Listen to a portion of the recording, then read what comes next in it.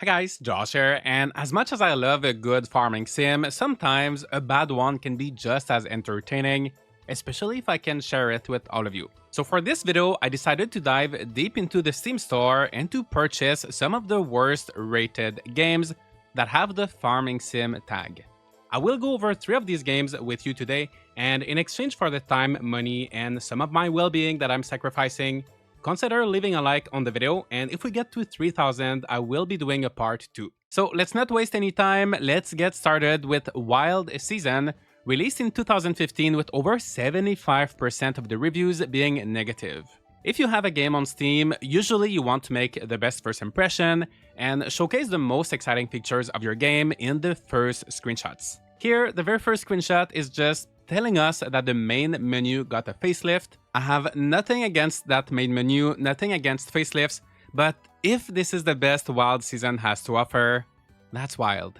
This game cost me 19 Canadian dollars, and it is episode 1. 9 years later, there's no episode 2, so let's find out why. I tried booting up the game a few times, and absolutely nothing happens. I look into the game properties and I noticed that there's a beta build for backers of the game. I don't know who backed this game. I'm not one of them, but with this version of the game, it launches and I see the beautifully facelifted menu we've been waiting for. There is a quick start option and new game. Not sure what the difference is, but I go for new game. Hello with 5 L's. Welcome to Wild Season. This woman greets me and asks me for my first and last name, Josh Wild, my gender, my birthday, and my blood type. I actually don't know what my blood type is, like in real life. I feel like it's probably something I should know, but I pick A for the game. And then a little cutscene starts. It says I've been trying to find work for weeks, and before it gets anywhere, I swear I didn't touch anything. It cuts to a white screen, and then another screen asking me to press any key to continue. So I press a key, and then my character says, "You've woken up in some sort of inn and you hear some commotion downstairs." Is he talking to me, talking to himself? You will see it happens a lot where the text reads like it's from a narrator, but visually it looks like it's my character saying it. He says, maybe you should head downstairs, so I just follow his orders. I meet with Rosalind and her husband Edward, the mayor, who saved me after I was found in a car accident. When that happened, they searched through my stuff and found that I had the deed for an old farm here in Bedford Valley. Everybody seems really shocked, they talk for a while, and the mayor shows me the farm. I have a look around, and the first thing I notice is that if I walk diagonally, it's about 50% faster than simply walking on one axis. If you follow any game development tutorial about character movement, they always tell you how to prevent this exact problem. It's one of the first things you learn, so I have a feeling that this project might have been a bit too ambitious for this developer, but they still took $19 from me, so I'll judge this as a $19 game. My quest is to check the barn, the coop, the stable, and my house, which are all covered in spiderwebs. In my house is a TV. My character says it's still working, but somehow I can't interact with it. There's also a wardrobe, which my character says has clothes in it and that I can use it to change outfits, but that also doesn't work. I assume spacebar is the button to interact with stuff, but whenever I press it, a wheel appears with 4 icons that all open up to a different tab of the menu. I keep doing it by accident, so let's have a look at that menu. There's the inventory, my profile, and there it looks like I'll be able to upgrade my farm buildings and level up my mining, cooking, and fishing skills. The animal page has 12 icons, 4 with animals, and 8 with just paw prints, so they're either not in the game, or maybe secret animals to unlock later. The notebook tab is a diary that shows all the events my character went through, and once again, it's kind of weird. It looks like it's written from the character's perspective, but it uses you instead of I. It has a life goals section filled with achievements or quests to complete, and here I am scrolling as fast as I can with my mouse wheel. To be fair, you can drag it to go faster, but if you're gonna put a scrolling bar in your menu, you should make it so you can scroll at a normal speed. The last section is a map, seems fine, so let's go back to the gameplay. The mayor brings me back into town to show me around. I have to follow him, and you know how in most games NPCs usually walk either slower than you or maybe at the same pace? Well, here they're walking a lot faster without even having to go diagonally. Luckily, I realized that I can run by holding shift. It does not consume stamina or anything, and it's a lot faster. So I will be holding down the shift key for the rest of my time with Wild Season. I go to different shops with the mayor, I'm being introduced to everyone, there's a lot of people, they're all talking way too much, and every time I think I'm about to finish with one scene, another character shows up or we have to go to yet another location.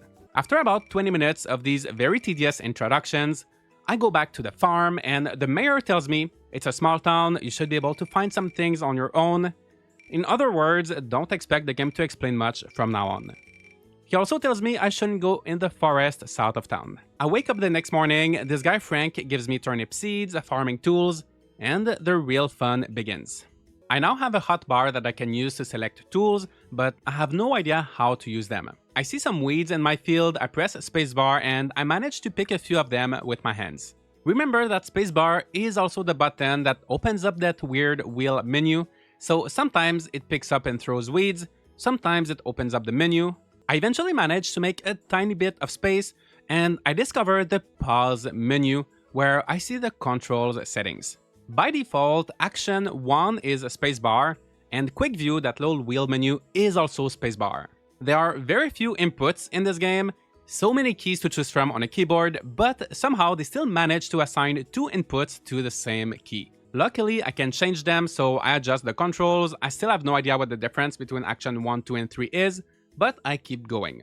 Things get slightly easier but still don't feel quite right. I'm simply trying to get rid of the weeds, I'm throwing some of them in the shipping bin, half of the time it doesn't work. I'm throwing the rest on the ground, sometimes I press just spacebar one time and then my character throws a weed and then picks another one at the same time. It's very messy, very chaotic, but I managed to clear enough space to plant a few seeds. I can use the tools with action 1, and the game does highlight the tile that I'm aiming at, but most of the time nothing happens.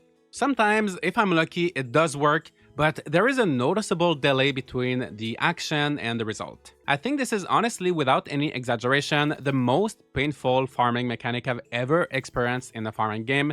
I eventually plant 9 seeds, but there's no way I could go through this even one more day. Since I fixed my inputs, I try using the wardrobe and TV again, without any luck, so they're maybe just not working. I remember the day before the mayor told me not to go to the forest, so guess what I'm gonna do? I'm gonna search for that forest. On my way there, I see some signs that I can't interact with, this guy called Brock who looks like Brock from Pokemon, and his wife Misty who looks absolutely nothing like Misty from Pokemon. When I approach the entrance to the forest, my character tells me not to go, so I can't go. I decide to visit some shops and I stumble upon these placeholder saplings, literally trees with text that says on them, I am a placeholder sapling. By the way, this game is not in early access, this is a full game, and the first option when interacting with shopkeepers is always exit. It's like exit, buy, and then sell, and I feel like the game is starting to give me some signs that I should stop playing soon. But before that, I decide to explore the town a little bit more, and I find that I can enter most buildings except this one, even though the door is wide open. Other areas also look wide open, and in any game you would think they would lead you to a different place, but here you just hit invisible walls all the time. I eventually make my way to this desertic mountain area that has multiple layers of terrain. It has what's supposed to be a river with waterfalls going from top to bottom, but they didn't bother making the water look different for the waterfall portion, so you just have this weird straight line of water going through all of the layers of the mountain. Keep in mind, this whole time I'm zigzagging while holding down the shift key, and my fingers are really starting to hurt. I return to my farm, and this woman called Denise tells me I should leave this town as soon as possible. Of course, I'm very tempted, but I refuse just to see what happens. It paid off as the next morning, Rosalind shows up with pancakes and offers to purchase the farm back from me, so without hesitation, I accept and it's game over. It seems like the town has this weird thing going on where bad things happen to newcomers. This could have had potential for a fun story, but the dialogue is so badly written. You can see here, just as an example, you return to the city and is able to find a place and a job. Of course, it should be you return to the city and are able to find a place and a job. And I'm sure I made plenty of English mistakes in this video, but also I'm not selling you a $19 narrative-driven farming game. And the gameplay is so painful, literally painful, my fingers hurt, so I guess I'll never get to know the secret of Bedford Valley. Hopefully, our next game, Lamu, will be better, right? This one is in early access since August 2024, so we will be a bit more forgiving. It only has 5 written reviews, but 4 of them are negative. It's 13 Canadian dollars, so let's check it out. First thing after launching the game is this promotional art saying that the game is now available on Steam. Dude, I know, I just bought the game. On the main menu, there's New Game, Continue, and I'm curious, so I click on Continue, and I see Lamu Load and 1, Lamu Load and 2, Lamu Load and 3, all the way up to 5. Clicking on them does nothing, but I'm just confused about the Lamu Load end. There is also a save option right in the main menu before I get to create any file in the first place, and if I click on it, obviously nothing happens. I start a new game, and there's a little story. It talks about the magical orb, and then I wait for a while, press multiple buttons, but it does not go to the next scene. After a few minutes, I notice this big red X button in the top right, and I am familiar with X buttons, but I've never seen them used as a way to go forward in a cutscene. In the next scene, a guy stole the magical orb. Oh no. I press X again, and bam, here I am, Monday 7:50 AM.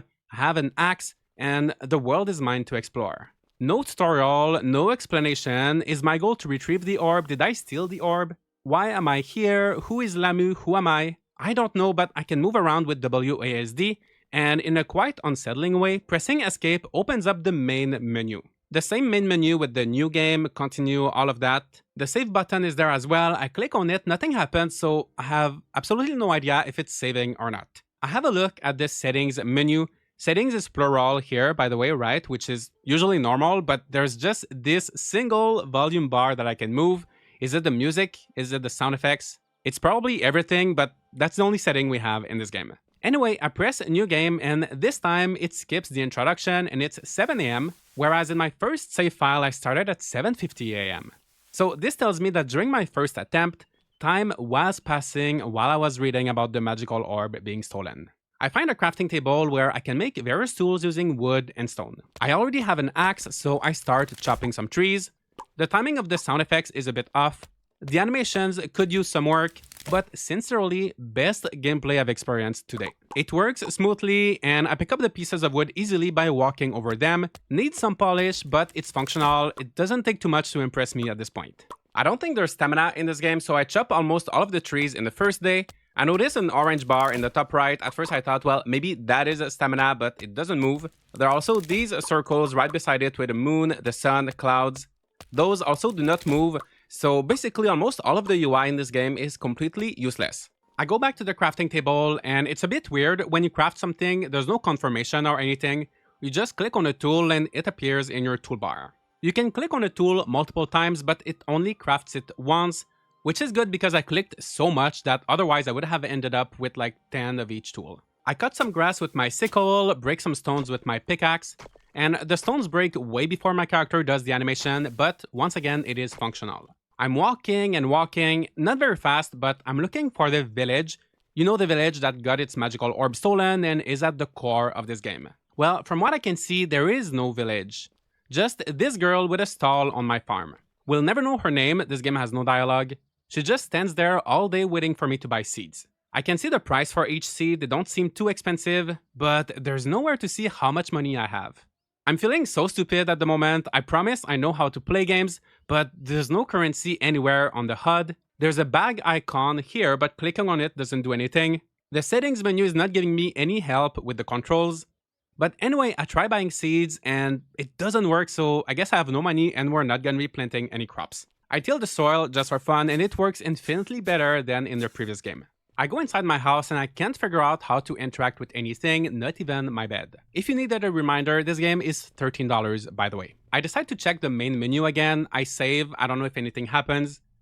And then I load Lamu and 5 just by curiosity, and the game reverts back to maybe like 1 or 2 minutes prior. I'm so incredibly confused with the saving and loading mechanics of this game. If the developer is watching or if anybody who has played this game is watching, please let me know how it works. Honestly, I wasn't sure why the first game was boasting about its facelifted main menu, but now I can certainly see how this one should get a facelift as well.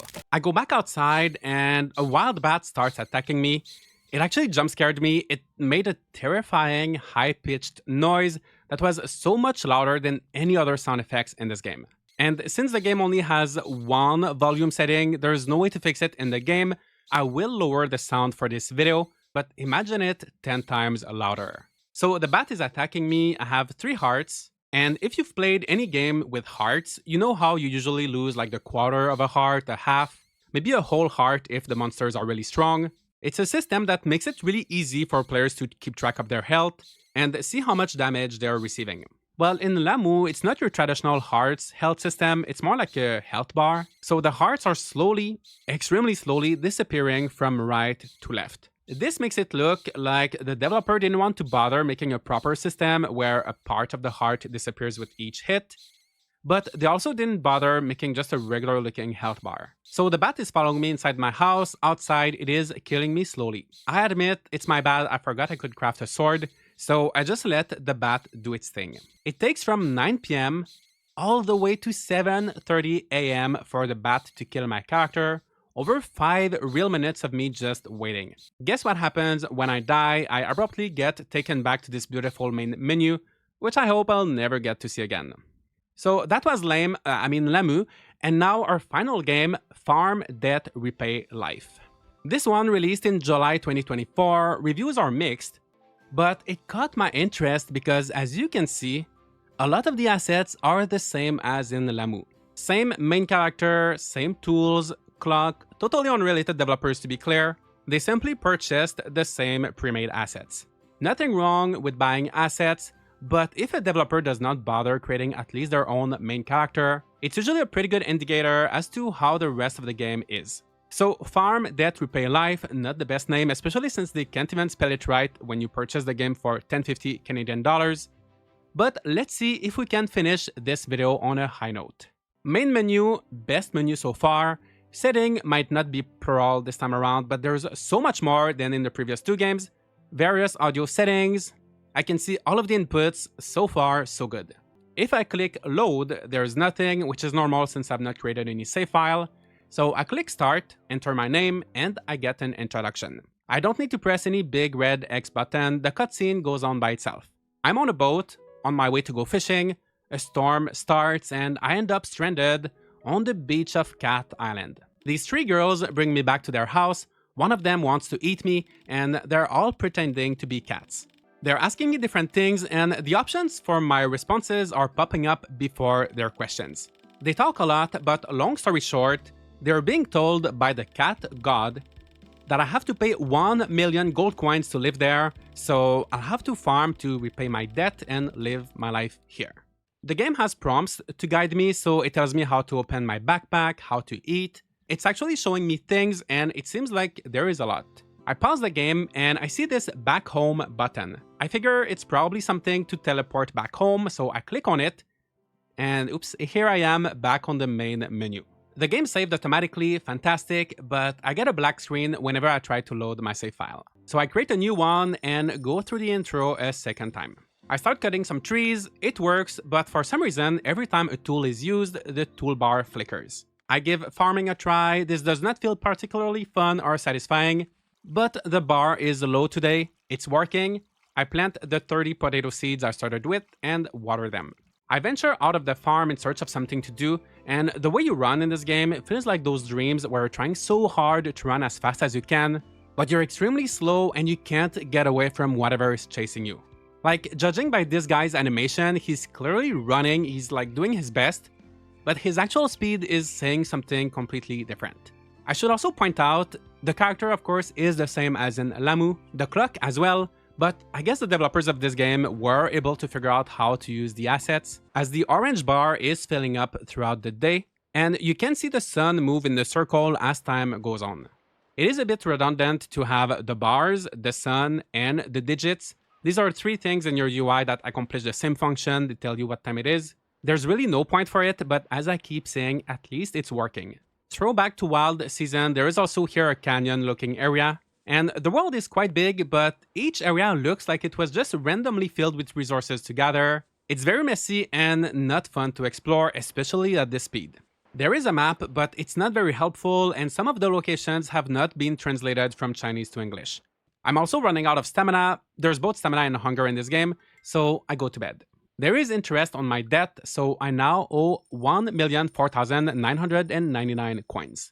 I'm not too sure what to do, but I noticed that I have a list of quests that I did not even accept in the first place, but some of these cat girls want me to collect items like moss, wood, and copper for them. On the west side of my farm, I find an access to a forest called the Tranquil Dense Forest. I collect some materials in the Tranquil Dense Forest, but I don't think there's anything here that I couldn't find on my farm or in the previous areas I explored. I keep going and I make it to the Beach Forest. Again, it's more of the same, but at least we get this beautiful view of the ocean. The most beautiful thing we'll see in this video. I have enough materials for some of the quests and I need to find Lily to give them to her. I slowly run back to the house, I go inside looking for her. It's a really huge house. Every room is huge and all of the bedroom doors look like they have rolls of toilet paper above them. I'm trying to find a more logical explanation. They could be lamps, but they don't look like lamps, and that would also be a lot of lamps. They could be maybe poles for curtains, but that also doesn't make too much sense. So I'm just gonna assume there are toilet paper rolls, and also there are no rolls in the actual bathroom. I still cannot find Lily in the house, but outside I see Gotilia, who offers me a loan, but already over 1 million, so I pass. Gotilia is also selling food, but once again, some of these things are not translated. I eventually do find Lily. I try to give her the items for the quest. I interact with her. Can't find any option to complete quests, but luckily the quest details does say that I need to hand them over, so I decide to put the items in my toolbar, interact with Lily, and it works. She says thanks for the gift, does not mention the quest in any way, but the quest does get completed, which is the most important. I claim my reward, get 300 coins, and a new quest appears. There are some more translation errors, so here Gotilia's name is sometimes changed for Godzilla. Godzilla wants some bait, I won't give it to her, but it reminds me that I do want to try out the fishing mechanic. Bait can be easily crafted using moss, and each cast of the fishing rod consumes 1. The fishing is not too complicated. When it bites, you hold the left click, you let go when the line turns red, and then you continue until the fish reaches the top of the line. It is not a bad fishing mechanic, but it's not enough to keep me hooked, so let's call it a day. And so these were 3 of the worst rated farming simulation games on Steam. Believe it or not, there are a lot more, so leave a like if you'd like to see a part 2, and let me know in the comments what is one really bad game you played. It doesn't have to be a farming game, just any game that was horrible to play. I'm gonna do a little ranking of what I played today. So Farm Debt Repay Life was the best. The different game mechanics were functional, the controls were clear, but overall it still wasn't really fun. In second place, I would put Wild Season. They tried to tell a story, but the quality of the writing was really poor, which ruined it. You can see that some effort did go into it, but the developers were just nowhere near experienced enough to make a game like this one, especially when you consider the price they're asking for. In last place, we have Lamu. As much as I want to be forgiving with early access, honestly, it's built in such a chaotic way. With the main menu you always go back to, the saving and loading that don't work. This game is a total mess. I give it a fair chance, but it's really not enjoyable. I will go back to more pleasant games to recover for the next few days, but leave a like and subscribe for more content like this, and I'll see you all in the next video.